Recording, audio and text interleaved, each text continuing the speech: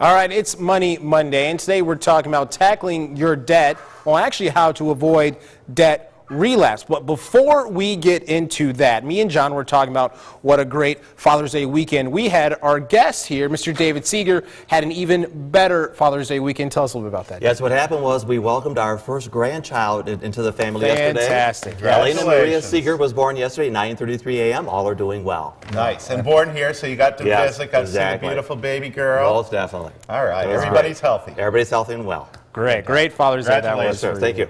All right, so now shifting on, now we're moving to the topic of debt relapse. Well, before we get into that, as always, we're going to take a look at the markets, correct? Markets is doing really well. Looks like all the indices are up. Look at the Dow Jones, look up 346 points already. So it's going to be a great day in Wall Street today.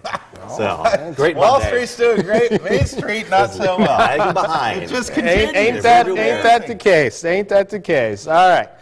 Speaking of Main Street not doing well, we're talking about debt relapse and how debt consolidation can help add to that debt relapse. Yeah, exactly. Now, years ago, when I started in the banking business, we would do things like debt consolidation loans. They're still done today, but they're not pushed as much as they used to be. The reason being, we have found that they really don't work. A lot of people, once they've consolidated their debts, actually within a 2-year period, 70% of them more specifically, actually go back and earn the same amount of debt or more than before they started. Wow. Right. So that's the debt relapse we're talking about here. Yeah, they transfer all those cards to one thing, and then they start using the cards again. Exactly, and that's the problem. Right. And so that's the debt relapse we're talking about here. So a lot has to do with bad money management habits. Right. But there's another situation that in more recent years that we've noticed as well. Sometimes when people when they're depressed, okay, they're treated with medication, antidepressants.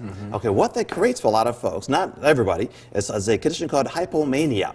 And what that does is a sense of euphoria. Boy, I feel like I'm on top of the world. I feel really good. I was feeling really bad. Now I'm on top of the world. And they start spending. I can gamble, and I can spend. And I don't even know what I'm spending on. Yes, win big. And then when things level off, what did I do? Harsh. Yes, exactly. And then you're depressed again. Yes, the cycle continues. Yeah. Yes, so that's problematic. So those are the two main reasons that we have the debt relapse. The main one is not changing your habits, and the other one that they found sometimes people that are depressed, sometimes it's a medical condition as well. Right, but to help prevent that, I think it's important. You have to stay within your realm and know what you're spending also, and try to stick to that framework at least a little bit. If you don't change your habits, you can be right back where you were before. Exactly. Okay. Very interesting. We're just getting into this. We'll be back next hour with even more information on debt relapse and how to avoid it. David Seager, thank you very much.